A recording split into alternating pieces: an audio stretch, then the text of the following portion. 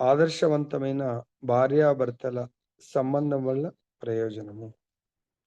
So, భార్యాభర్తలు యొక్క సంబంధం ఆదర్శవంతంగా ఉండాలి.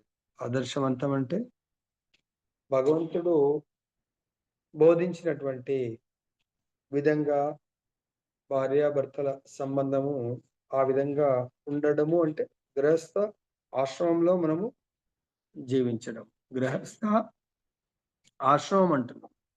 ఆశ్రమం అంటేనే ఓ మందిరం లాగా అన్నట్టు. అర్థమైందా? మందిర వాతావరణంలో. గృహం ఏది అంటే భౌతిక సుఖాల కొరకు జీవించడము. గృహస్థ అంటే ఆధ్యాత్మిక సుఖాల కొరకు జీవించడం. సో, మరి ఆదర్శవంతమైనటువంటి అంటే మనం చరిత్రలో ఆదర్శంగా తీసుకోవాలి అంటే ముఖ్యంగా భగవంతుడి అవతారాలకెల్లా అద్భుతమైనటువంటి మర్యాదలను చూయించినటువంటి రామావతారము. భగవంతుడు రామావతారంలో ఆదర్శవంతమైనటువంటి పాత్రలను నిర్వహించారు. ఒకటి కుమారుడగా అంటే తల్లిదండ్రులతో ఏ విధంగా మర్యాదలను పాటించాలి. తర్వాత యుక్త వయస్సు కుమారుడు చిన్నప్పుడే ఒక ఆదర్శవంతమైనటువంటి శిష్యుడిలాగా, తర్వాత ఆ గురు యొక్క కృప వల్ల. సో, గురు కృప లేనిది చాలామంది అనుకుంటా ఉంటారు. హ్మ్. సో, మనం డైరెక్ట్‌గా భగవద్భక్తులం అయిపోవచ్చు అనుకుంటారు. హ్మ్. భగవంతుడు, గురువు పక్కన పెట్టేసి భక్తుడు గొప్ప భక్తుడు ఎలా అవుతాడు? అసలు can we become bhakta without Krishna krupa and without guru krupa. So, కాబట్టి రామచంద్రుడు గూడా ఏం మర్యాదను పాటించాడంటే, తండ్రి గూడా ఓ గురువుగారు విశ్వామిత్రుడొచ్చి భగవత్ సేవ యజ్ఞ నిర్వహణ కొరకు యజ్ఞం అంటేనే భగవంతుడు. ఆ యొక్క యజ్ఞ నిర్వహణ కొరకు రాజుగారి యొక్క ధర్మము ఆ రాజుగారి యొక్క ధర్మాన్ని యువరాజు ద్వారా నిర్వహింపజేయాలనుకుంటాడు గురువుగారు విశ్వామిత్రుడు. సో, ఒక గురువుగారు పిలుస్తున్నారు రామచంద్రుడిని. సో, తండ్రి పుత్ర వ్యామోహంలో నేను పంపలేను. నా కుమారుడు చిన్నవాడంటాడు. అప్పుడు అక్కడ ఇంకో గురువుగారు వాళ్ళ కుల గురువైనటువంటి వశిష్ఠుడి యొక్క ఆదేశానుసారం దశరథ మహారాజు కుమారుడైతే రెడీగా ఉన్నాడు. తండ్రి ఆదేశాన్ని పాటించడానికి. ఎందుకంటే అప్పుడు తండ్రి రక్షణలో ఉన్నాడు గాబట్టి. సో, కాబట్టి తండ్రికి గురువు వశిష్ఠుడు. అప్పుడు వశిష్ఠుడు చెప్తాడు, లేదు ఆయన సర్వసమర్థుడు యజ్ఞాన్ని నిర్వహించడానికి. కానీ మీకు ఆ గొప్పతనము రామచంద్రుడికి గొప్పతనం ఇవ్వడానికి కొరకు, సేవనివ్వడానికి కొరకు గురువుగారు మనం అనుకోకూడదు ఆయన మనం లేకుంటే ఏ కార్యాన్ని చేయలేరు అని. గురువు అంటే ఎవరు? సాక్షాత్ భగవంతుడు గురు రూపంలో అన్ని పనులు చేసుకోగలుగుతాడు, చేయించగలుగుతాడు. కానీ మన అదృష్టంగా భావించాలి. భగవంతుడు గురువు ద్వారా నన్ను సెలెక్ట్ చేసుకొని ఈ కార్యం నిర్వహణలో నాకొక చిన్న పాత్ర ఇస్తున్నారని అనుకోవాలి. లైక్ ఎగ్జాంపుల్ రామచంద్రుడు లంకకు దాటాలంటే ఈ బ్రహ్మాండాన్నే సృష్టించిన వాడు బ్రహ్మాండంలో నది ఒక చిన్న పార్టికల్ లాగా. మళ్ళీ మనకు భగవద్గీతలో సముద్రుడిని గూడా నేనే అంటున్నాడు భగవంతుడు. మరి ఆ సముద్రాన్ని దాటడము రామచంద్రుడికి ఏమన్నా ప్రాబ్లమా? సో, కానీ కాదు. కానీ అక్కడ ఎంతోమంది వానరులు ఆత్మలు భగవత్ సేవను కోరుకున్నాయి. కానీ మరి ఏ విధంగా ఇచ్చాడు? వాళ్ళ యొక్క భుజబలానికి బలంతో భగవంతుడిని సేవించాలనుకున్నప్పుడు, ఆ వారధిని కట్టే ఒక లీల మాత్రమే అది. లేదంటే రామచంద్రుడు బ్రహ్మాండాన్ని ఈ భౌతిక ప్రపంచంలో గాల్లో తేలుతున్నటువంటి ఇన్ని నక్షత్రాలు, ఎన్నో గ్రహ మండలాలను క్రియేట్ చేస్తున్నారు. అదేవిధంగా మొత్తం ఈ విశ్వంలో ప్రతి బ్రహ్మాండం అలా తేలుతా ఉంటుంది. అటువంటి బ్రహ్మాండాలని భగవంతుడు అనంత కోటి బ్రహ్మాండాలను క్రియేట్ చేసేటువంటి రామచంద్రుడికి ఒక సముద్రాన్ని దాటడం ఒక ఏమన్నా లెక్క. అందరిని గూడా ఆ నీళ్ళ మీద నడిపించేయగలుగుతాడు రామచంద్రుడు. అర్థమైందా? సముద్రుడికి జెప్తే ఎవ్వరు గూడా మునగకుండా గూడా భగవంతుడు ఆ లీల గూడా జేయగలుగుతాడు. కానీ వాళ్ళు దాంట్లో పాల్గొన్నారు. స్వయంగా తమ యొక్క భుజబలంతో. అని రామచంద్రుడు వాళ్ళందరికీ ఆ అవకాశాన్ని ఇవ్వడం జరిగింది. అదేవిధంగా ఇక్కడ ఓ గురువుగారు రామచంద్రుని సేవకు కోరుతున్నారు. ఇంకో గురువు గారి యొక్క ఆదేశం వల్ల దశరథుడు చూడండి ఆదర్శవంతమైనటువంటి గృహము, భార్యాభర్తలు. అక్కడ తండ్రి రోల్ తండ్రి పాత్ర పోషిస్తున్నటువంటి దశరథుడు పుత్ర వ్యామోహంలో నేనొస్తాను కాబట్టి నేను పంపలేను అంటాడు. కానీ దాన్ని మళ్ళీ దశరథుడు కూడా ఎవరికి బౌండ్ అయి ఉన్నాడు? ఆచారులకు. మనం అనుకో గురువు యొక్క ప్రాముఖ్యత ఏముంది ప్రభుజీ? గురువు అవసరం ఏముంది ప్రభుజీ? రామచంద్రుడు కూడా తన తండ్రి దగ్గర మర్యాద నేర్చుకుంటాడు. ఫస్ట్ పుత్ర వ్యామోహంలో నేను పంపలేను సేవకన్నాడు. కానీ ఎప్పుడైతే దశరథుడికి వశిష్ఠుడు కులగురువు చెప్పాడు కాదు, ఒక సాధువు, గురువు వచ్చి సేవకు రమ్మన్నప్పుడు 100% మనం పంపించవలసిందే. అప్పుడు గురువు ఆదేశానుసారం పంపించడం జరిగింది. ఈరోజు మనం రామచంద్రుడి చరిత్ర ఎందుకు చదువుతున్నాం లీలా? అంటే భగవంతుడు ఉత్తమమైనటువంటి పాత్ర అంటే అటువంటి ఆదర్శవంతమైనటువంటి జీవితాన్ని గడపడం జరిగింది. భగవంతుడే కాకుండా భగవంతుడి యొక్క భక్తులు కూడా. అదేనా? సో కాబట్టి అక్కడ రామచంద్రుడు ఉత్తమమైనటువంటి శిష్యుడు, ఉత్తమమైనటువంటి కుమారుడు. తర్వాత అదే గురువు ఆదేశానుసారం సో దాన్నేమంటారు? భార్యని సెలెక్ట్ చేసుకోవడానికి స్వయంవరానికి తీసుకెళ్ళినప్పుడు గురువు ఆదేశానుసారమే శివధనుస్సుని విరచటము, తర్వాత సీతమ్మ వారిని గ్రహించటము, తర్వాత సీతమ్మ వారి రక్షణను రామచంద్రుడు ఎలా చేశాడనేది మనందరికీ తెలుసు. కాబట్టి ఉత్తమమైనటువంటి భార్యాభర్తలు ఎప్పుడు కూడా భగవత్ ప్రసన్నం దాన్ని గృహస్థ ఆశ్రమంగా జీవించాలి. ఆచార్యులు చెప్తున్నారు, మొత్తం భగవంతుడు ఈ బ్రహ్మాండంలో మానవులు జీవించడానికి 4 ఆశ్రమాలని భగవంతుడు ఏర్పాటు చేశాడు. బ్రహ్మచర్య, గృహస్థ, వానప్రస్థ, సన్యాస. బ్రహ్మచర్య, వానప్రస్థ, సన్యాస ఈ 3 ఆశ్రమాలకు నిలయము గృహస్థాశ్రమం. గృహస్థాశ్రమంలో ఉన్నటువంటి ఆ తల్లి, తండ్రి, భార్యాభర్తలు వాళ్ళు మిగతా 3 ఆశ్రమాలకు తల్లిదండ్రులంట. ఆశ్రమాన్ని పోషించకపోతే ఈ గృహస్థ ఆశ్రమము దాన్ని ఆచార్యులు చెప్తున్నారు. అటువంటి గృహము శ్మశానంతో సమానం.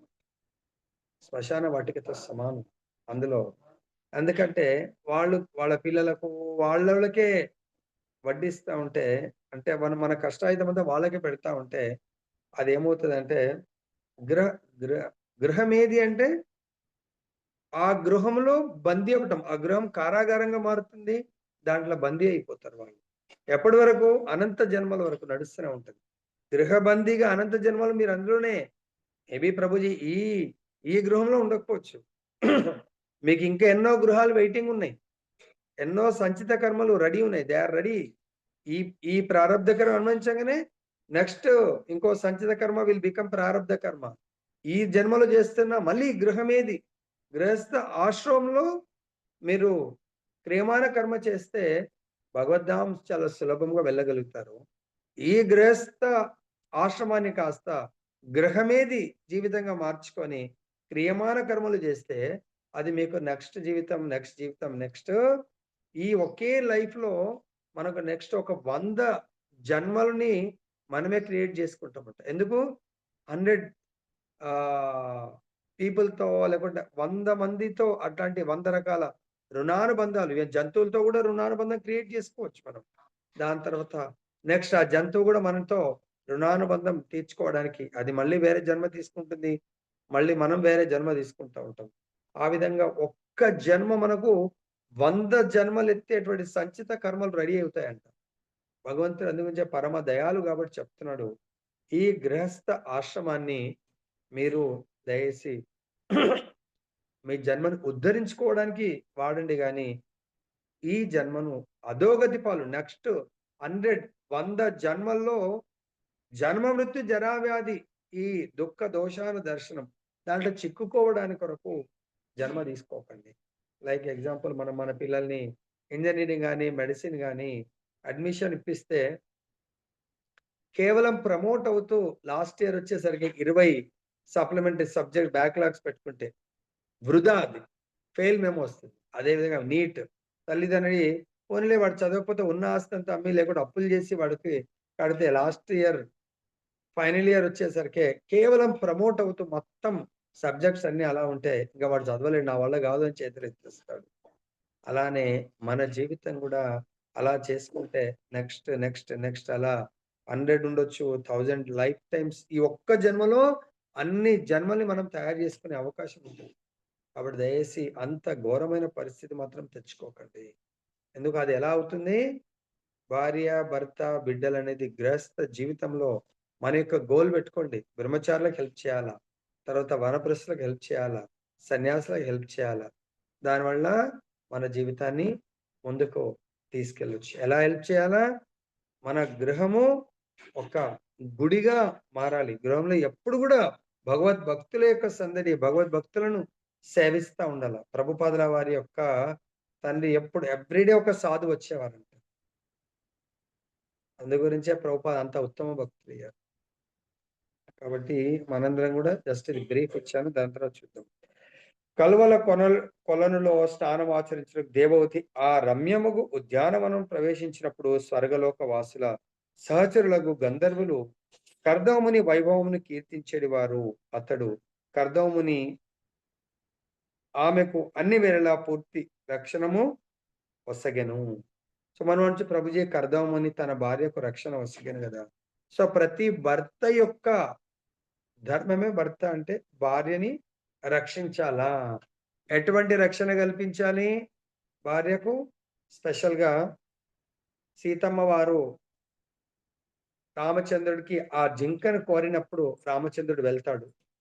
తర్వాత ఆ జింక చనిపోతూ ఆ అరుపు విని సీతమ్మ వారు లీల లక్ష్మణుడు గూడా పంపిస్తుంది. "వెళ్లి మీ అన్నయ్యను కాపాడు" అని. లక్ష్మణుడు ఏం చేస్తాడు? తన యొక్క లక్ష్మణ రేఖ గీస్తాడు. ఎందుకు? ఆ సీతమ్మ వారికి ప్రొటెక్షన్. ఆ గీతని ఇంకెవ్వడు దాటలేడు. గీత దాటి సీతమ్మ వారిని తీసుకునే ప్రసక్తి ఉండదు. కాబట్టి రావణాసురుడొస్తాడు. చాలా కాన్ఫిడెంట్‌గా ఎళ్తాడు. సో, రావణాసురుడొచ్చి గీత కనబడదు మామూలుగా. సో, వెళ్దామనే లోపల అగ్ని జ్వాలలు. కాబట్టి ఆయనకర్థమైంది. జ్ఞాని గాబట్టి రావణుడు గూడా అమ్మో! ఇదేదో పవర్‌ఫుల్ ఉంది.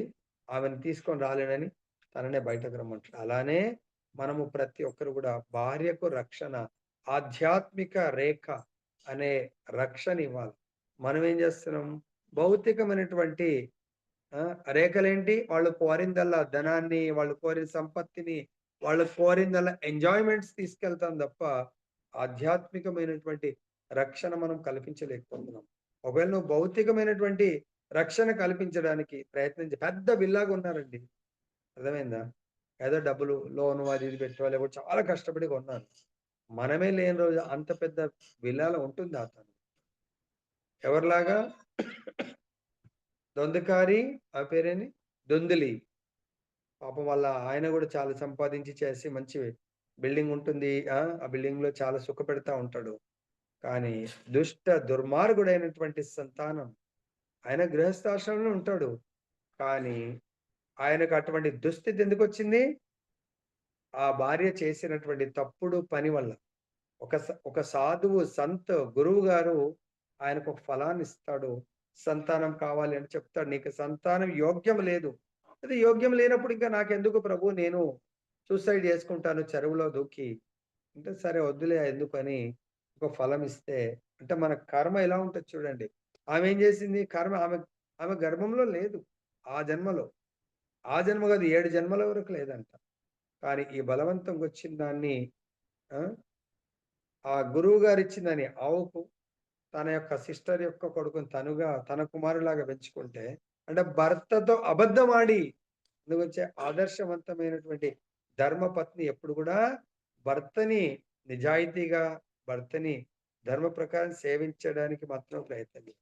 శాస్త్రం ఏముందో ఆ విధంగా ఒక సాధ్విలాగా, మహాపతివ్రతలాగా భర్తని సేవించాలా. భర్త గూడా భార్యని భగవద్ధామానికి చేర్చడానికి కొరకు నిత్య నిరంతరము ఆ గృహంలో భగవంతుడి యొక్క ఆరాధన, భగవంతుడి యొక్క కథా శ్రవణ కీర్తన జరుగుతా ఉండాలి. అప్పుడు ఆ గృహము కాస్త గుడిగా మారిపోతుంది. అప్పుడు మీరు ఉన్నా, లేకున్నా గుడిలో నివసిస్తా ఉంటుంది కాబట్టి ఆశ్రమంలో తనని భగవంతుడే స్వయంగా రక్షించగలడు. కాబట్టి ఇక్కడ మీరెప్పుడైతే ఆధ్యాత్మికమైనటువంటి చింతనలో ఉంటారో, భౌతికం భగవంతుడు యోగక్షేమం వహామ్యహం. సో, భగవంతుడు మనకు లేనివి సమకూరుస్తాడు. ఎలాగైతే దీనికి ఎగ్జాంపుల్ భగవంతుడు కృష్ణ భగవానుడి యొక్క చిన్ననాటి మిత్రుడుండే. ఎవరు? సుధామ.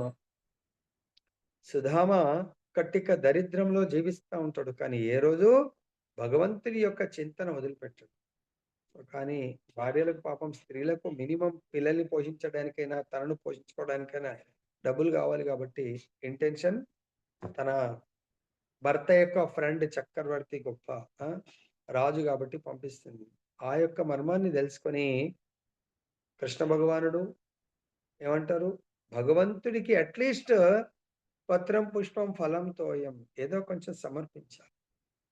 సో, ఆ 2 ముద్దలు అటుకులు తిన్నాడో లేదో భగవంతుడు ఆయనకు సర్వ ఐశ్వర్యాన్ని ప్రసాదించడం జరుగుతుంది. కానీ అది చూసి ఆయనకిష్టం లేదు. అరే! ఈ ఐశ్వర్యం వస్తే నేను భగవంతుడిని మర్చిపోయే అవకాశం ఉంటుందని చెప్పేసి.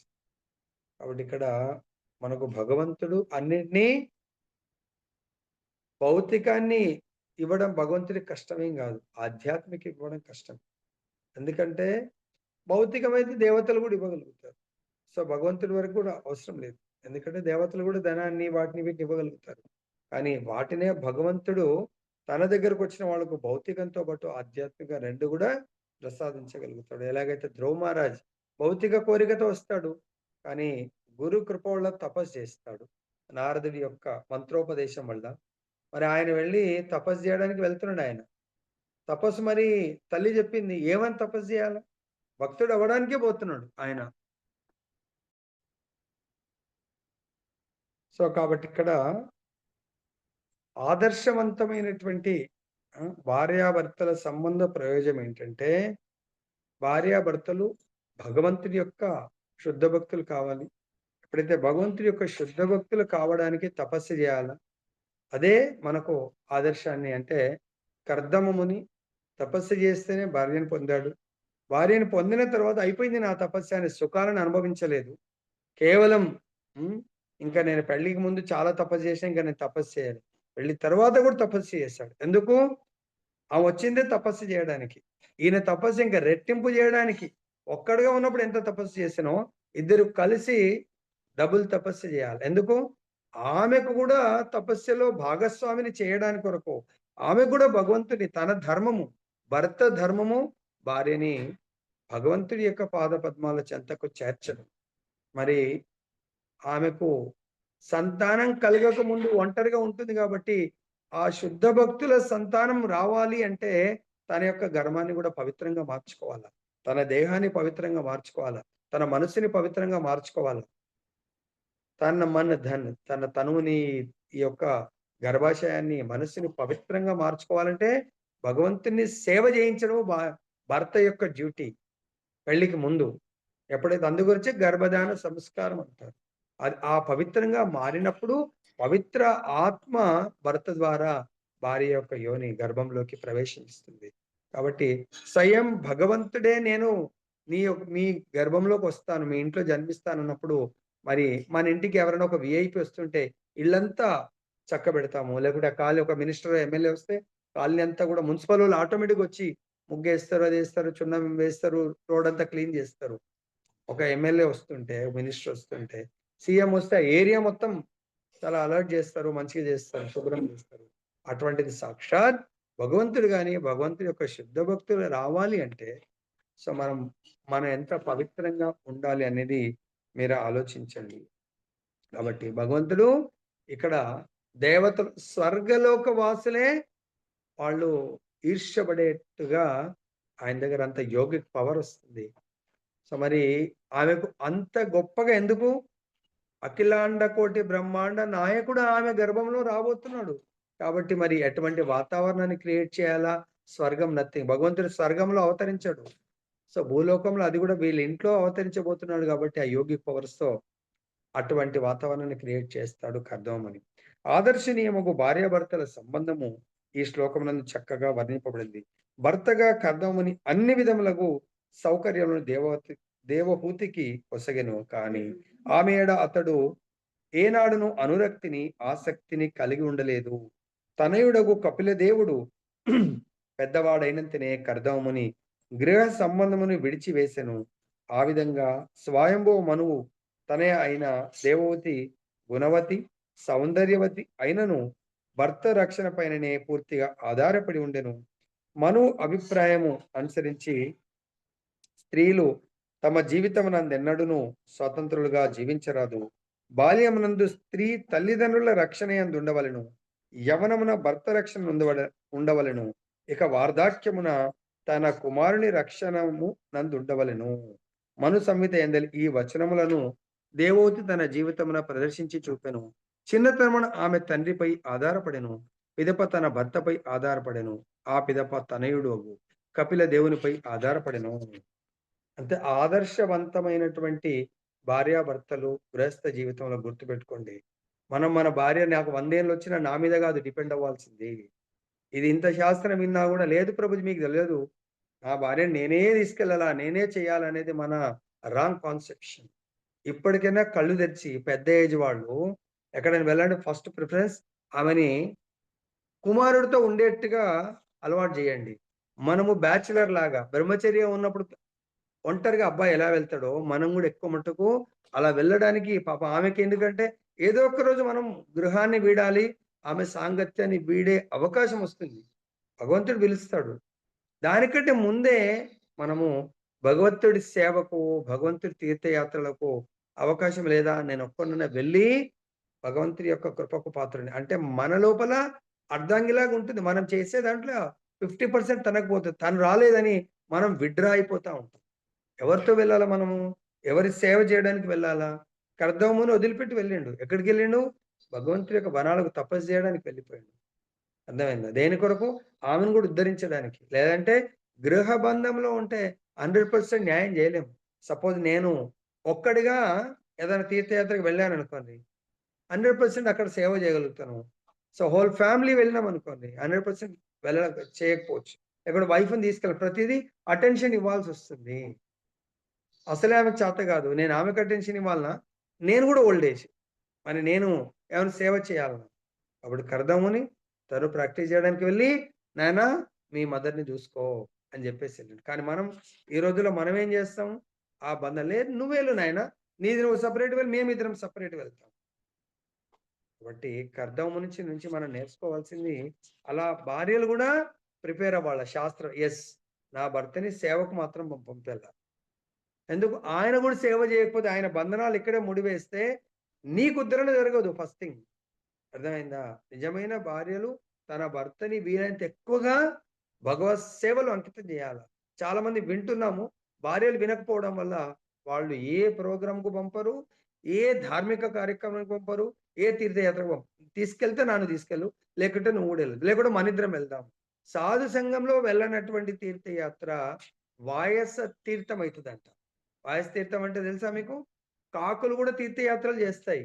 అక్కడ దేని కొరకు జేస్తాయి? కావ్, కావ్, కావ్ అని అక్కడ ఏమన్నా చనిపోయినవుంటే వాటిని తినడానికి కాకులు వెళ్తా ఉంటాయి. అక్కడ ఏముండదు.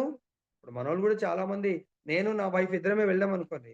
మీ అందరితో వెళ్ళినంత ఆనందం మేమిద్దరం వెళ్తే ఉండదు. మేమిద్దరం భజన జేసినా గూడా కానీ సాధు సంఘంలో మనము అందరం కలిసి భగవంతుని భజన జేయడంలో సంకీర్తన జేయగలుగుతాం. కథామృతం. ఇద్దరం వెళ్ళినా జేస్తామేమో. కానీ సాధువులందరూ భక్తులందరితో కలిసి వెళ్తే ఆనందం ఎక్కువుంటది. డబ్బులవే ఖర్చయితాయి. డబ్బులు మేమిద్దరం వెళ్తే ఇంకెక్కువనే ఖర్చయితుండొచ్చు. కానీ సాధు సంఘంలో వెళ్తే అందరికీ సేవ చేసే అవకాశం నాకు దొరుకుతుంది. లేదంటే నా వైఫ్‌కే సేవ చేసే అవకాశం, ఆమెకు నన్ను సేవ చేసే అవకాశం ఉంటది గానీ, నేను భక్త బృందానికి సేవ చేసే మహద్భాగ్యాన్ని కోల్పోతాను. అది గుర్తుపెట్టుకోండి. సపోజ్ ఇయాల రేపు పొలిటికల్ ఇంట్రెస్ట్ ఉన్నోడు ఎందుకు ఎన్నికవ్వడానికి ఎంతో డబ్బులు ఖర్చు పెడతాడండి. ప్రాతినిధ్యం వహించి దాంతో యాక్చువల్ కాన్సెప్ట్ అందరికి సేవ జేయాల. కానీ ఆ పదవితో ఆయన ఎన్నో పనులు చేసుకుంటా ఉంటాడు. ఇక్కడ మనము పర్సనల్‌గా వెళ్ళేదానికి భక్తుల సంఘంలో సపోజ్ మేము నలుగురం వెళ్ళినామనుకోండి. మేము మా యొక్క ఫ్యామిలీ నేను నా బాబుకు చేయడం నా ధర్మంగా భావించి సేవ చేస్తా ఉంటా. వాళ్ళు మా నాన్న అని చెప్పి నాకు సేవ చేయడం. So, there may not be devotee service అనేది ఉండదది. అర్థమైందా? అది నువ్వు నాకు సేవ చేయాలి, నేను నీకు సేవ చేయాలి. అదే భక్తులను సేవించినప్పుడు దాని ప్రతిఫలం అది భక్తి భావంతో చేస్తాం. అర్థమైందా? కాబట్టి ఆ ఛాన్స్ మనము ఉపయోగించుకోవాలి. కాబట్టి ఇక్కడ స్త్రీ ఎప్పుడు గూడా యంగ్ ఏజ్‌లో ఇది నేర్చుకోవాలా? అది థియరీ గాదు. ప్రాక్టికల్‌గా. నేను వయసులో చిన్నతనంలో తల్లిదండ్రి దగ్గర ఉండాలా? యుక్త వయసులో నా ధర్మము అది గోల్డెన్ వర్డ్స్ అన్నట్టు. యుక్త వయసులో భర్తతోనే ఉండాల. తల్లిదండ్రి దగ్గర ఉండొద్దు. యుక్త వయసులో కష్టాలైనా, నష్టాలైనా భర్త దగ్గరనే ఉండాల. ఈ జీవితం భర్తతో పాటు. తర్వాత ఓల్డ్ ఏజ్‌లో ఖచ్చితంగా స్త్రీ అనుకోవాలా, భర్తని మాక్సిమం భగవత్ సేవలో మీరెళ్ళండి. అన్నిటి దగ్గర వస్తే వెళ్ళండి గుడ్. రాలేని పరిస్థితి ఉంది. లేదండి మీరెళ్ళండి. నాతో మీరెందుకు డ్రాప్ అవుతారు? Please go. కొంతమంది చాలా మంది డ్రాప్ అయితా ఉంటారు. ఎందుకు?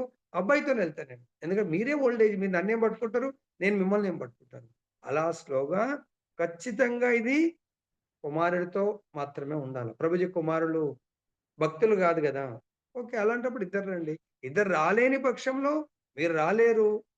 తీర్థయాత్రకు రాలేరు. భక్తి సేవకు రాలేరు. కాబట్టి అట్లీస్ట్ భర్తని ఆపకండి. భర్తని let him go for devotion. తపస్సు జేయడానికి వెళ్ళనియండి.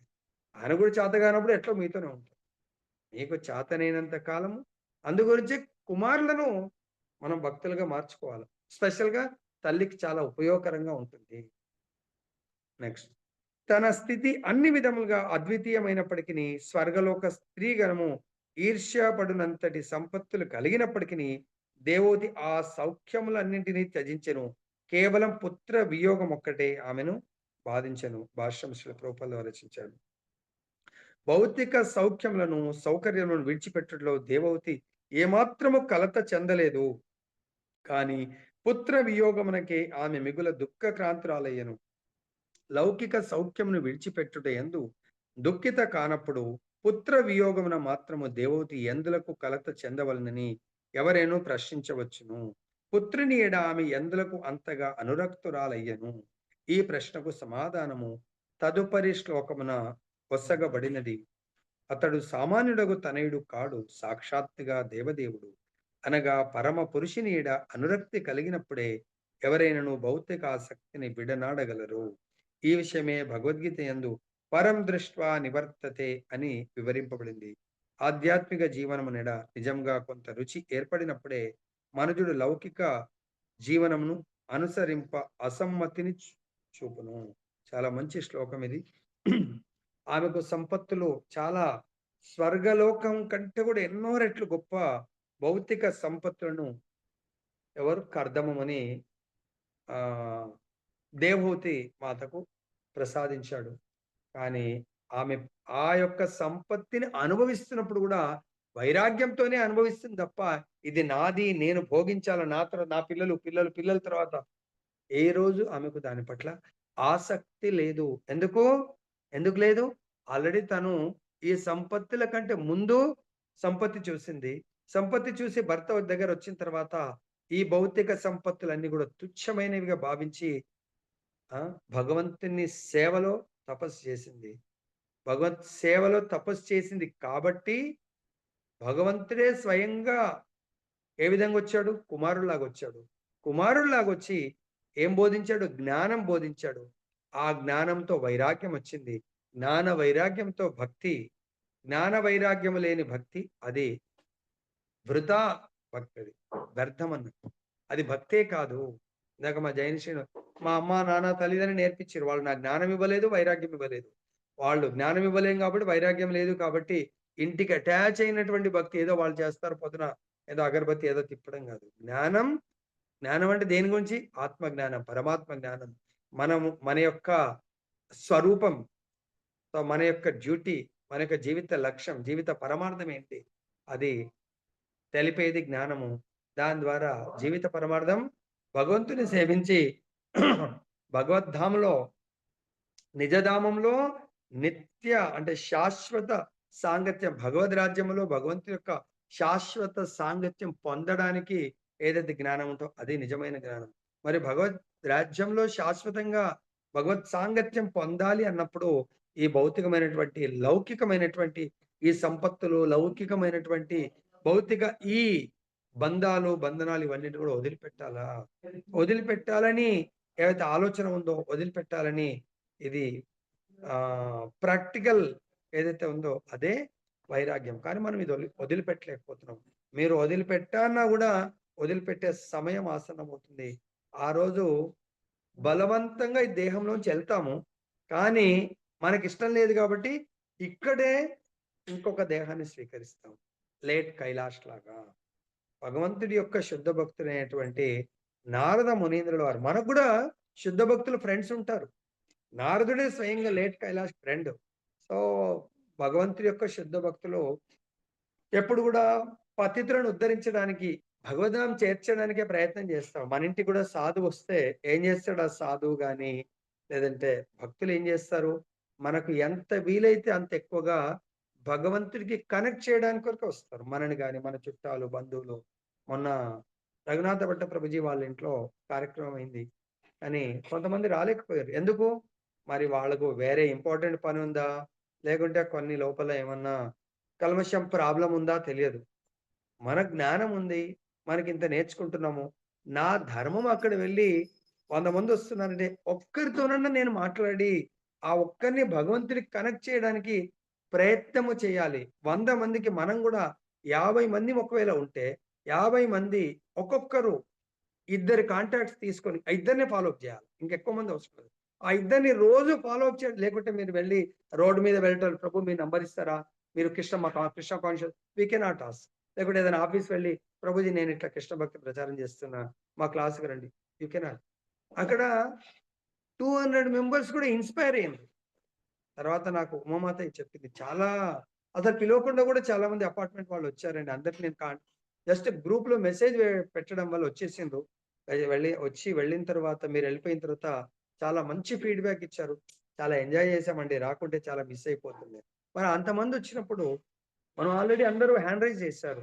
So why don't we go and take mataji ఇలా ఉంది. ఒక ఇద్దరి పేర్లు ఎక్కువ అవసరం లేదు. నేను మీకు సేవ చేయగలుగుతాను. మా క్లాస్ ఉంటుంది. మీరు అటెండ్ చేయండి. నిత్యం భాగవతం. వస్తే కదా తెలుస్తుంది. నేనెందుకు వెళ్ళాలా? నాకేం పని ఉంది? గురువుగారి దగ్గరికి నేనెందుకు ప్రభుజీ దగ్గరికి గురువు అంటే సరే. ప్రభుజీ ప్రోగ్రామ్‌కు నేనెందుకు మా ఇంటి దగ్గరనే ఉంది కదా! పోనీ మీ ఇంటి దగ్గర వాళ్ళని ఫాలో అప్ చేయండి. చేస్తారా మీరు? అది కూడా చేయలేము మనం. మన ఇంట్లోలకే మనం ఫాలో అప్ చేయలేము. మన ఇంట్లోళ్ళు మన మాట వినరు some time. We can go and వేరే వాళ్ళు ఎంతో మందిని మనం ఉద్ధరించే అవకాశం. నంబర్‌లు తీసుకుంటాం. ఫాలో అప్ చేయడానికి మనకు టైం లేదు. అది మన దశ అన్నట్టు. అర్థమైందా? కాబట్టి దయచేసి అదే నారదుడు మొదటిసారి వెళ్తాడు. లేట్ కైలాస్ సేవ చేస్తాడు. ఎప్పుడు టెన్షన్ అనిపిస్తే నువ్వు ఎప్పుడు ఆనందంగా ఉంటావు. భగవత్ చింతనలో ఉన్నవాడు ఎప్పుడు ఆనందంగా ఉంటాడు. సరే నీకు కూడా ఆనందాన్ని ఇస్తాను రా అంటే, లే ఇంకా కొంచెం టైం ఉంది. మా పిల్లలు చిన్నగున్నారు. ఓకే. నెక్స్ట్ టైమ్ వస్తాడు. పిల్లలు పెద్దగా అయినరు రా అంటే పిల్లలు పెళ్ళిళ్ళు చేయాలా? అప్పుడు గూడా పిల్లలు పెళ్ళిళ్ళయిన తర్వాత వస్తా అంటాడు. వెళ్తాడు. పిల్లలు ఇంకా ఇంటిని చక్కగా చూసుకోవట్లేదు. వెళ్తాడు. లాస్ట్‌కు శరీరాన్ని వదిలేసి ఏమవుతాడాయన? ఆ ఇంటి పట్ల ఆసక్తి ఉంది కాబట్టి కుక్కగా జన్మ తీసుకుంటాడు. మరి మనం గూడా ఈ గృహమేది జీవితంలో ఉంటే ఇవన్నీ గూడా ప్రూఫ్స్. ఆ ఇంటి పట్ల ఆసక్తి ఉంటే ఇంట్లో మానవ జన్మ జన్మించే అవకాశం రాకపోతే ఆ ఇంటి చుట్టూ కుక్క, పిల్లి, ఎలక ఇంకేదైనా జన్మెత్తే అవకాశం ఉంటుంది. సో, కాబట్టి అటువంటి దాన్నేమంటారు? నష్టపోయేటువంటి జన్మని తీసుకోకండి. ఓకే. ఫ్యామిలీని గృహస్థ ఆశ్రమంగా జీవించడానికి ప్రయత్నం చేయండి. ప్రభు మా ఇంట్లో మాట వింటలేరు. అరే వాళ్ళు ఇండివిడ్యువల్ గుణాలతో వచ్చారండి. మీరు వాళ్ళని ద్వేషించకండి. మీరు భగవంతుని ప్రేమించండి. వాళ్ళు ప్రేమించకపోతే వాళ్ళ కర్మ. మీరు మాత్రం వాళ్ళకు న్యాయం చేస్తూ అటాచ్ అయ్యి ఉండకండి. ఇక్కడ చూడండి. దేవహూతి అటాచ్ కాలేదు. సంపత్తికి అటాచ్ కాలేదు. ఇంకా వేరే సౌకర్యాలకు అటాచ్ కాలేదు. దేనికి అటాచ్ అయింది తను? భగవంతుడే స్వయంగా కపిల భగవానుడు స్వయంగా భగవానుడని ఆ జ్ఞానం ద్వారా తెలుసుకొని తన యొక్క కుమారుడు సాక్షాత్ భగవంతుడికి అటాచ్ అయింది తప్ప భౌతికమైనటువంటి పుత్రుడికి అటాచ్ కాలేదు. దీంట్లో మనకు చెప్తున్నారు భగవద్గీత పరం దృష్ట్వా నివర్తతే. ఇది ఏ శ్లోకం ఇది? సాధకులు అంటే మనలాంటోళ్ళు బలవంతంగా ఏదో రోజు కథ వింటున్నాము. ఇంద్రియాలను కంట్రోల్ చేయాలనుకున్న ఇంద్రియాల యొక్క అర్థాలు సపోజ్ మనం శాస్త్రం వింటున్నాము. ఇంద్రియార్థాలంటే ఈ ఇంద్రియాలకు ఎక్స్టెన్షన్ ఎవరు? ఫ్యామిలీ, పిల్లలు, వైఫ్ లేకుంటే ఇంకెవరో. వాళ్ళ పట్ల మనకు ఆసక్తి పోవట్లేదు. అనుకుంటాం భగవంతుని సేవ చేస్తున్నా గదా అని. కానీ ఇక్కడ కర్దమముని గృహస్థ ఆశ్రమానికి ముందు సేవ చేశాడు. గృహస్థాశ్రమంలో సేవ చేశాడు. తర్వాత శాస్త్రం ఏదైతే చెప్తుందో దాన్ని యాజ్ ఇట్ ఈస్‌గా పాటించాడు. అదే విధంగా రామచంద్రుడు ఏం చేశాడు? తన యొక్క గృహస్థ ఆశ్రమంలో తండ్రి నుంచి గురువుగారి కొరకు వెళ్ళాడు. తల్లి గురించి రాజ్యాన్ని వదిలిపెట్టి అరణ్యాలకు వెళ్ళాడు. తర్వాత వాళ్ళందరూ వచ్చిన తర్వాత సీతమ్మ వారు కోరిక కోరుతుంది. నేను వనాలకు వెళ్ళాలని. అటాచ్‌మెంట్ లేదు. ఎందుకు వనాలు? నేను గూడా వస్తాను. తను ఒంటరిగా వెళ్తానది. పంపించింది. అటునుంచి అటే సీతమ్మ వారు వెళ్ళిపోయారు. అంటే చూడండి భగవంతుడు ఒకసారి తండ్రి కోరిక మేరకు, ఇంకోసారి తల్లి కోరిక మేరకు, ఇంకోసారి భార్య కోరిక మేరకు ఆదర్శవంతమైనటువంటి గృహస్థ ఇలా దాన్నేమంటారు? వైరాగ్యంతో కూడుకున్నటువంటి గృహస్థ జీవితాన్ని గడిపారు. అదే విధంగా కృష్ణ భగవానుడు ఏం చేశాడు? తన యొక్క ద్వాపరయుగ లీలలో బృందావనంలో 11.5 సంవత్సరాలు తనని ప్రాణము కంటే కూడా ప్రేమించేటువంటి గోపికలున్నారు. తర్వాత తల్లిదండ్రి కూడా ప్రాణానికంటే మించి ప్రేమించేటువంటి తల్లిదండ్రులున్నారు. ఎవరి కొరకు తను వెళ్లారు? బృందావనం వదిలిపెట్టి లోక కళ్యాణార్థమై తన తన యొక్క అవతరణాన్ని ప్రూవ్ చేయడానికి. దేని కొరకు అవతరిస్తారు భగవంతుడు? యదా యదా హి ధర్మస్య గ్లానిర్భవతి భారత అభ్యుత్థానం అధర్మస్య తదాత్మానం సృజామి అహం. ఎప్పుడెప్పుడు ధర్మము నశించిపోతుందో, అధర్మం వృద్ధి చెందుతుందో, దాన్ని తిరిగి మళ్ళీ ధర్మాన్ని వృద్ధి చేయింపజేయడానికి, అధర్మాన్ని నశింపజేయడానికి తను బృందావనాన్ని వదిలిపెట్టి మథురాకి వెళ్ళి కంసుని సంహరించడం జరుగుతుంది. తర్వాత ఇక్కడ చూడండి, ఇక్కడ బృందావనం దేని కొరకు? ధర్మం కొరకు వెళ్ళిపోయాడు భగవంతుడు. సో గోపికలు మరి ఆ 11 సంవత్సరాలు భగవంతుడు ఏం చేశాడు? ప్రతిరోజు తన యొక్క శుద్ధ భక్తులైనటువంటి మిత్రులు సాఖ్య ప్రేమనివ్వడానికి కొరకు నేంత వాళ్ళతో ఉండేవాడు. తర్వాత భగవంతుడు రాత్రిపూట మాధుర్య రసాన్ని అనుభవించడానికి వచ్చినటువంటి గోపికల కొరకు రాత్రి భగవంతుడు వాళ్ళ దగ్గర ఉండేవాడు. ఆ గ్యాప్ సమయంలో తల్లిదండ్రికి కూడా ప్రేమనిచ్చాడు. తండ్రికి ఏంటి? వాత్సల్య ప్రేమని భగవంతుడు ప్రసాదించాడు. సో అలా భగవంతుడితో సంబంధము దాస్య, సఖ్య, తర్వాత వాత్సల్య, మాధుర్య, ప్రేమని ప్రసాదించడానికి కొరకు భగవంతుడు భక్తులతో లీలలు చేస్తా ఉంటాడు. తర్వాత తనకి ఇష్టం లేకున్నా కూడా వెళ్ళిపోతాడా లేదా? వాళ్ళు ఎంత రోధిస్తున్నా భగవంతుడు తప్పనిసరి పరిస్థితుల్లో వాళ్ళని కూడా వదిలిపెట్టి వెళ్తాడు. మనము అదే పరిస్థితులు మనం వినడానికి చాలా ఆహా! ఓ కృష్ణ అంటే చాలా. మరి కృష్ణుడు ఏం చేసిండో ఆ విధంగా మనం చేయగలుగుతామా? భగవంతుడు చేయమంటే చేయలేం ప్రభుజీ. అది మాత్రం మా వల్ల కాదు. మరి మీ వల్ల కాకపోతే ఎలా ఉత్తమ భక్తి మీరు ఎలా పొందగలుగుతారు? తర్వాత భగవంతుడు ఏమన్నాడు? తన యొక్క అంతిమ లీల ఎప్పుడైతే ద్వాపర యుగంలో ద్వారకా లీల చేస్తా ఉన్నాడో భగవంతుడికి దేవతలు మొరబెట్టుకుంటున్నాడు. ప్రభు కలియుగం యుగ ధర్మం కలియుగం రావాలి. మీరుంటే కలియుగం రాదు కదా! భగవంతుడుంటే కలి ఎంటర్ కాదు. కాబట్టి వాళ్ళందరూ మొరబెట్టుకొని వేడుకున్నప్పుడు భగవంతుడు అక్కడ చూడండి 16,108 భార్యలు, ప్రతి భార్యకు 10 మంది పిల్లలు, మరి వాళ్లకు పిల్లలు. మొన్న ఒక ఆచార్యుడు మోర్ దాన్ ఎంత వాళ్ళకు ఎంతో మంది కోట్ల మంది భగవంతుడి సంతానం. మనకు 2 కొడుకులు, 2 కోడళ్ళు, లేకపోతే నలుగురు మన సంతానం మొత్తం కలిపితే కూడా 10 మంది ఉంటామో ఉండమో తెలీదు. భగవంతుడి యొక్క ఆ రోజు తన సొంత ఫ్యామిలీ భార్యలు, బిడ్డలు, మనవలు, మనవరాళ్ళు అంటే మనవళ్ళు వాళ్ళందరూ కలిపితే కోట్లల్లో ఉన్నారు. వాళ్ళని దేవతల యొక్క కోరిక మేరకు తన లీలలను చాలించి క్షణకాలంలో అలా వదిలేసి ప్రవాస క్షేత్రానికి భగవంతుడు వచ్చేసి అక్కడి నుంచి వెళ్ళిపోబోతుంటే ఉద్ధవుడు రావడము, ప్రభు మీరు వెళ్ళిపోతే నేను కూడా అప్పుడు చెప్తా ఉంటాడు. ఉద్ధవుడు వస్తే నేను కూడా మీతో పాటు వస్తానంటే ఉద్ధవుడు చెప్తాడు, లేదు లేదు నేను ఎక్కడికి వెళ్ళట్లేదు. నేను వెళ్తూ మళ్ళీ అగైన్ భాగవతం రూపంలో నేను ఎంటర్ కాబోతున్నాను. నేను ఎక్కడికి వెళ్ళను. భాగవతంలో భాగవతంలో నేను నివసిస్తాను. కలియుగ నా అవతారము భాగవతము. కలియుగ నా అవతారము కలికాలే నామరూపే కృష్ణవతార్. మళ్ళీ కలియుగంలో నేను నామరూపంలో అవతరించబోతున్నాను. ఆ నామాన్ని తీసుకొచ్చే రూపమే శ్రీ చైతన్య మహాప్రభు. భగవంతుడు చైతన్య మహాప్రభు రూపంలో అవతరించాడు. అవతరించి మరి ఈ నామాన్ని భాగవతాన్ని తను భాగవత రూపంలో భగవంతుడు అవతరించాడు. మరి చైతన్య మహాప్రభు ఎవరు? రాధారాణి రూపంలో రాధారాణి కలర్‌తో అవతరించినప్పుడు సో రాధారాణి భగవంతుని కృష్ణను వదిలిపెట్టి ఉంటుందా? అలానే మనందరం గూడా ఆ రాధారాణి సేవకురాళ్ళము అనే భావానికి మనం ప్రమోట్ అయినప్పుడు భాగవతం ఇలా భాగవతాన్ని ఒళ్ళో పెట్టుకుంటామంటే సాక్షాత్ ఆ వైకుంఠనాథ్ గోలోకనాథుడిని నేను నా ఒళ్ళో ఎట్లయితే యశోదమ్మ ఇప్పుడు పిక్చర్ ఉంటుంది చూడు. ఎప్పుడు మీ అందరికి తెలుసు యశోద కృష్ణ అనగానే ఒళ్ళో కూర్చొని పెట్టుకుంటుంది యశోదమ్మ. అలానే ఆ భగవంతుడు మనందరికీ వాత్సల్య ప్రేమనివ్వడానికి రెడీగా ఉన్నాడు. ఏ రూపంలో? మనందరం ఈ విధంగా భాగవతం స్వయం భగవంతుడే అని ఇలా పెట్టుకున్నప్పుడు ఆ ఆ ఫీలింగ్ ఆ భావాన్ని మనం అనుభవించొచ్చు. చాలా మంది భాగవతాన్ని తీసుకొనండి ఇప్పటికి గూడా మరి భాగవతం ఉంటుంది గానీ, కొంతమంది స్నానం చేయక భాగవతాన్ని ఒళ్ళో పెట్టుకొని నాకు తెలిసి ఎవరు గూడా ఇలా కూర్చోండి వినట్లేదు అనుకుంటున్నాను. చాలా తక్కువ మంది. అందరూ ఉరుకులు పరుగులు చేస్తే వింటారు తప్ప, ఎవరు ఈ విధంగా భాగవతాన్ని వినే పద్ధతి ఓకే. యంగ్ ఏజ్‌లో ఉన్నారు, పనులు చేసేవాళ్ళు ఓకే. రిటైర్ అయిన వాళ్ళని ఇలా కూర్చోండి. ఈ 1 అవర్ ఏమి మునిగిపోదు ప్రపంచం. నేనైతే మీ ముందు కూర్చుంటాను. ఇలా ఈ భాగవత రూపి భగవంతుడిని అనుభవించండి.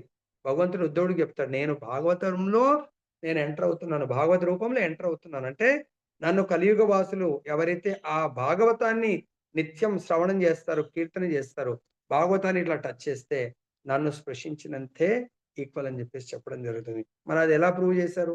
చైతన్య మహాప్రభు రూపంలో వచ్చి చైతన్య మహాప్రభు నిత్యం హరినామ సంకీర్తన భాగవతం తప్ప ఇంకేం లేదు. మరి అది ఆయన అనుభవిస్తున్నాడు. ఆయన 10 మందికి లోకానికి చాటి చెప్పడానికి కొరకే ఆయన కంప్లీట్‌గా 24వ ఏట సన్యాసం తీసుకున్నారు. మరి భగవంతుడంటే నాకిష్టము. భగవంతుడి వచనాలు ఇష్టం లేదు. భగవంతుడి యొక్క మార్గనిర్దేశకత్వం నాకిష్టం లేదంటే ఎలా మీరు గోలోకం వెళ్తారండి? ఆలోచించుకోండి మీరే ఇంక.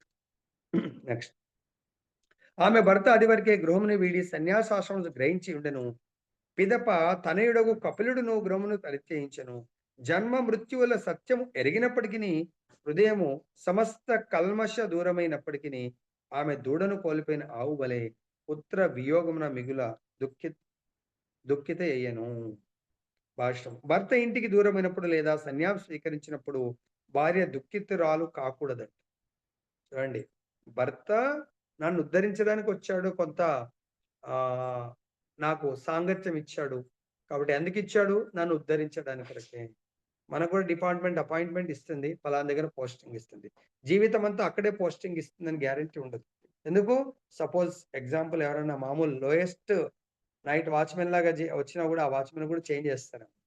కానీ ఆ వాచ్‌మెన్ గూడా చేంజ్ చేయకపోవచ్చేమో. కానీ వాచ్‌మెన్ ఒకవేళ ప్రమోషన్ గావాలి అనుకుంటే, లేకపోతే అటెండర్ ఒకవేళ ప్రమోషన్ గావాలనుకుంటే, ప్రమోషన్ వచ్చినప్పుడు గ్యారంటీగా ఆయనకు ట్రాన్స్‌ఫర్ ఉంటుంది.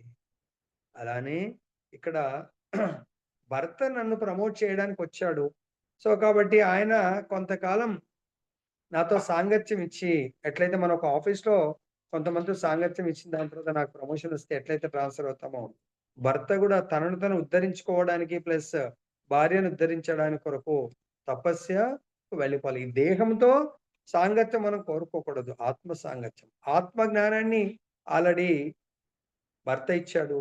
తర్వాత కుమారుడు రూపంలో సో, భర్త ప్రసాదించాడు. కుమారుడి ద్వారా జ్ఞానం వచ్చింది. కాబట్టి భార్య దుఃఖితురాలు కాకూడదు. సన్యాసం గాదు. మనమైతే కమ్‌సే కమ్ భర్త టెంపుల్‌కి వెళ్తున్నాడు. సండే సేవకు వెళ్తున్నాడు. తీర్థయాత్రల్లో గూడా గురువుగారు ఎంబడి ఏదైనా సేవకు వెళ్తున్నాడు. లేదు లేదండి. నేను రాకుంటే మీరు వెళ్ళకూడదు. నన్ను ఇడిచిపెట్టి ఎట్లా వెళ్తారు? శాస్త్రం అలా చెప్పట్లేదు. సన్యాసానికే సంతోషంగా భర్తను వదిలిపెట్టాలంట. అటువంటిది గుడికి వెళ్ళడానికి గూడా మనం ఇట్లా బంధిస్తా ఉంటాం. ఇక ఆళ్ళు చెప్పుకోలేరు భర్తలు. ప్రభుజీ మీకు తెలవదు ప్రభుజీ ఏదో కారణాలు చెప్తారు. కానీ అసలైన కారణం భార్య వెళ్ళనివ్వదు. అలాంటి భార్యలు నిజమైనటువంటి ఆదర్శ గృహిణులు కాదు. ఏలైన భర్త యొక్క ప్రాతినిధ్యమును ఆమె పుత్రుని రూపమున ఇంకను కలిగి ఉండెను. వేద శాస్త్రములందు ఆత్మైవ పుత్రో జాయతే అని చెప్పబడింది. అనగా భర్త దేహమునకు పుత్రుడు ప్రాతినిధ్యం వహించును. అనగా పుత్రుడున్నచో స్త్రీకి వైధవ్యమనడి ప్రశ్నే ఉండదు. కపిలముని ఉన్నప్పుడు దేవహూతికి దుఃఖము తెలియలేదు. కానీ అతని వియోగము కలిగినంతనే ఆమె మిగుల దుఃఖితురాలయ్యెను.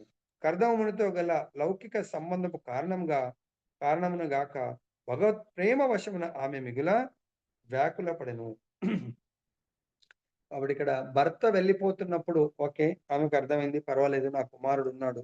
ఆయన యొక్క ప్రాతినిధ్యాన్ని కుమారుడి రూపంలో యవ్వనంలో ఉన్నాడు కాబట్టి ఆయన చూసుకుంటూ నేను జీవించగలుగుతాను అనుకున్నది. కానీ ఎప్పుడైతే కుమారుడు అందుగురించే శాస్త్రం ఏం చెప్తుందంటే, భర్త వెళ్ళిపోయినా కుమారుడుంటే ఆమె వైధవ్యం అంటే విధవరాలు కాదు. ఆమె గూడా ఆయన ప్రాతినిధ్యం చూసుకుంటూ ఆనందంగా ఉండాలి. దీనికి మనకు మహాభారతంలో గూడా అశ్వత్థామ తప్పు వాళ్ళ పం ఉప పాండవులను సంహరించినప్పుడు కృష్ణుడు, అర్జునుడు కలిసి ఆహ్, అశ్వత్థామని బంధించి తీసుకొచ్చినప్పుడు ద్రౌపదికి అడుగుతారు, "ఈయననేం చేయమంటావు? సంహరించమంటావా?" అంటే, "లేదు, లేదు, సంహరించకు. ఆయన మీ గురువు అసలే ఆయన బ్రాహ్మణుడు. అందులో మీ గురువుతో సమానమైనటువంటి వాడు. గురువుగారికి ప్రాతినిధ్యం వహిస్తున్నాడు. కాబట్టి ఆ భార్యకు భర్త వెళ్తే అంత దుఃఖముండదు. కానీ కుమారుడిని చూసుకుంటూ తన భర్త రూపంలో కుమారుడు ప్రాతినిధ్యం ఉంటుంది కాబట్టి, ఆమె అట్‌లీస్ట్ కొంత సంతోషంగా నాకు ఆల్రెడీ కుమారులు వెళ్లారు. సో, ఆ దుఃఖం నాకు తెలుసు. కాబట్టి వా వాళ్ళ కృపి వాళ్ళకంత దుఃఖాన్నివ్వకు, వదిలిపెట్టినట్టుంది. అదేవిధంగా ఇక్కడ గూడా కుమారుడు ఎప్పుడు గూడా ఆ తండ్రికి ప్రాతినిధ్యం వహిస్తాడు. కాబట్టి అక్కడ వైధవ్యం ఉండదు అంటుంది. కానీ ఇక్కడ తను ఎందుకు దుఃఖితురాలైందంటే, భర్త వెళ్ళినప్పుడు ఆ భర్తతో లౌకిక సంబంధం ఏం లేదామెకు. ఆధ్యాత్మిక సంబంధం ఉంది కాబట్టి ఓకే. భర్త వెళ్ళిండు. ఆ భర్త కృప వలనే నాకింత గొప్ప కుమారుడొచ్చాడు. ఆ కుమారుడినైనా సేవించుకుంటూ ఆధ్యాత్మికమైన ప్రేమను పొందొచ్చనుకుంది. ఇప్పుడు కుమారుడు గూడా వెళ్ళిపోతే, ఆమె ఇంక నేను స్వయం భగవంతుడే కుమారుడి రూపంలో మరి ఎవరిని ఎలా సేవించాలని మిక్కిలి వ్యాకులకు గురైంది. తర్వాత దేవహూతి దూడను కోల్పోయిన ఆవు వలె అయ్యననిచ్చిన ఉపమానం మొసకబడింది. దూడను కోల్పోయిన ఆవు రేయింబవలు రోదించెను. అదేవిధంగా దేవహూతి సైతం మిగుల దుఃఖితే యై రోదించుచు, నా పుత్రిని ఇంటికి తీసుకొని రండు. అప్పుడే నేను జీవించగలను. లేనిచో నేను మరణింతును అని బంధువులతో, స్నేహితులతో మొరపెట్టుకున్నది. ఇది భగవానుని ఎడగల తీవ్రమగు ప్రేమ. పుత్రుని ఎడగల ప్రేమగా ప్రకటితమైనప్పటికిని అది ఆధ్యాత్మికంగా పరమ లాభదాయకమైనట్టిది. లౌకిక పుత్రుని ఎడగల అనురాగము మనుజుని భౌతిక జగమునందే నిలుపగా, అదే అనురాగమును శ్రీకృష్ణ భగవానుని పైకి మళ్లించినచో అది ఆధ్యాత్మిక జగమున భగవత్ సాన్నిధ్యమును కలుగజేయును. కాబట్టి ఇక్కడ మనము మన యొక్క పుత్రులని భౌతికమైనటువంటి బంధుత్వంలో బంధింపజేయకండి. లౌకికమైనటువంటి సంబంధంతో మనము వాళ్ళతో ఏంటి అనురాగం, భౌతికమైనటువంటి అనురాగం గాకుండా ఆధ్యాత్మికమైనటువంటి అనురాగం అంటే భగవంతుడే నా సంతాన, భగవంతుడే పుత్రుడిలాగా మనము ఆ బంధాన్ని పెంచుకున్నప్పుడు భగవంతుడు మనకు ఆధ్యాత్మిక రాజ్యంలో ఆ బంధాన్ని మనకివ్వగలదు. లేకుంటే మనం ఏదో ఒక రోజు మృత్యు వచ్చినప్పుడు వీళ్ళనే స్మరించుకుంటూ చనిపోతే ఇక్కడే మనము జన్మ తీసుకోవాల్సొస్తుంది. భగవద్గీత 8వ అధ్యాయం 6వ శ్లోకంలో చెప్పినట్టుగా ఏంటి 8వ అధ్యాయం 6వ శ్లోకము? సో, కాబట్టి ఇది మనకే డేంజర్. ఈవెన్ భర్తకైనా, భార్యకైనా గూడా. మనం దేహాన్ని ఎప్పుడన్నా త్యజించొచ్చు. ఆ త్యజించే సమయంలో భగవంతుని పుత్రుడిగా ఇప్పుడు నాకిద్దరు సంతానం. వాళ్ళ ఫిజికల్ ఆ శరీరం పట్ల నాకు మోహం ఉంటుంది తప్ప, ఆత్మ పట్ల ఉండదు. ఆ శరీరం అంటే ఆ రూపం నా పిల్లల రూపం గుర్తొచ్చి, అయ్యో! నా పిల్లల్ని వదిలిపెట్టి వెళ్తున్నానంటే ఇక్కడే జన్మొస్తుంది. అదే శరీరం కంటే గౌరనితాయిల్ని గుర్తు చేసుకో ఆహా! గౌరాంగ మహాప్రభు, నిత్యానంద మహాప్రభు, ఆయన భగవంతుని రాధారమణ్‌ని, రాధాకృష్ణుని గుర్తు చేసుకుంటే భగవంతుడి యొక్క నిత్య సాంగత్యమైనటువంటి భగవద్ రాజ్యంలో భగవంతుడు సాలోక్య, సామీప్య ముక్తిని మనకు ప్రసాదిస్తాడు. కానీ అదే కాకుండా నేను నా భార్య అంటే చాలా ఇష్టం, లేకుంటే భర్త అంటే ఇష్టం అంటే మనందరికి నిజంగా ఆ మాధుర్య ప్రేమని రాధారమణి పట్ల మనం పెట్టుకున్నట్టయితే భగవంతుడి యొక్క గోలోక బృందావనంలో గోపికల యొక్క సేవకుల మంజరి గాని, లేకుంటే ఆ విధంగా మనకు భగవంతుడు ఛాన్స్ ఇచ్చే అవకాశం ఉంటుంది. లేదంటే మనం ఈ మనకు ఒకరికొకరు నష్టమే. నేను నా భార్య అనే ఫిజికల్ ఆ దేహం పట్లనే నేను నాకు మోహం ఉందనుకోండి. సో, నేను ఇంకోసారి భార్య అంటే ఎంఎం అభి.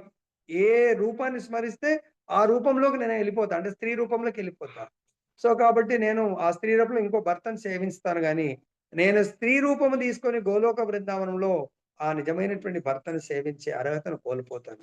కాబట్టి ఇక్కడ నెగెటివ్‌గా అర్థం చేసుకోకండి. భగవంతుడిని అన్ని రూపాల్లో భగవంతుడిని స్మరించండి. అప్పుడు మనకు భగవద్ధామంలో భగవంతుని సేవించే మహద్భాగ్యం మనకు దొరుకుతుంది.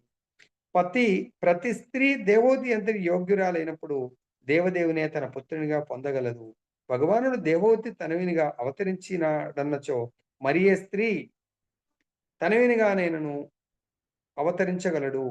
దేవదేవుని పుత్రునిగా బడిసినచో ప్రపంచమున అతి చక్కని తనయుని పెంచిన లాభము దక్కుటే గాక అదే సమయమున భగవానుని సన్నిహిత సహచరుడగుటకు ఆధ్యాత్మిక జగమున చేరవచ్చు. భగవంతుడు పూతన సంహరించడానికి వచ్చినటువంటి పూతనకే తన ఆధ్యాత్మిక సామ్రాజ్యంలో తల్లి యొక్క పాత్రనిచ్చాడు. అటువంటిది ప్రతి స్త్రీకి గూడా భగవంతుడు సంతానంగా జన్మించేటువంటి మహద్భాగ్యాన్ని ప్రసాదిస్తాను అంటున్నాడు. ఏ విధంగా? మీరు భగవంతుని కోరుకోవాలా. భగవంతుని కోరుకోవాలంటే, ఆ భర్త గూడా మంచి భక్తుడై ఉండాలా. ప్లస్ ఆ భర్త ద్వారా మనం ఈ యొక్క దేహాన్ని, గర్భాశయాన్ని, మనస్సుని మొత్తాన్ని పవిత్రంగా మార్చుకొని, ప్రభు నాకు మీరు తప్ప నాకు సంతానం అంటూ ఉంటే, మీరే నాకు కుమారులాగా జన్మించండి అని ఎవరైతే కోరుకుంటారో, వాళ్ళకి తప్పకుండా భగవంతుడే అందు గురించే భక్తి వినోద్ ఠాకూర్ గూడా వెళ్లి జగన్నాథ్ టెంపుల్‌లో నేను సేవ చేయలేకపోతున్నాను ప్రభు అని జెప్పేసి భగవంతుడిని స్పెషల్‌గా విమలాదేవిని కోరుకుంటే, ఆ విమలాదేవి భక్తి వినోద్ ఠాకూర్‌కు కుమారుడిలాగా కుమారుడిగా జన్మించేటువంటి అంటే భగవంతుడి యొక్క భౌతిక ప్రపంచంలో ఇన్‌చార్జ్ విమలాదేవి ఆర్ దుర్గా. భగవంతుడి యొక్క ఆఫ్ విష్ణు ఒక కిరణ రూపంలో ఆయన జన్మిస్తాడు. ప్రసాదం విమలాదేవి యొక్క ఆశీస్సుల వల్ల ఆయన ఏం పేరు పెట్టుకుంటాడంటే విమల ప్రసాద్ అని పెట్టుకుంటాడన్నట్టు. చూడండి మనం ఎవరిని ఏం కోరిక కోరినా భగవత్ సేవ గురించి మాత్రం మనం కోరాలి. అప్పుడే మనం ఈ యొక్క గృహస్థ జీవితము ధన్యమవుతుంది. जय बोलो ग्रंथराज श्रीमद् भागवतम की जय। श्री श्री राधारमण लाल की जय। जगन्नाथ बलदेव सुभद्रा महारानी की जय। गौर निताय भगवान की जय। जगत गुरु श्री प्रभुपाद की जय। श्री श्रीपाद गुरु महाराज की जय।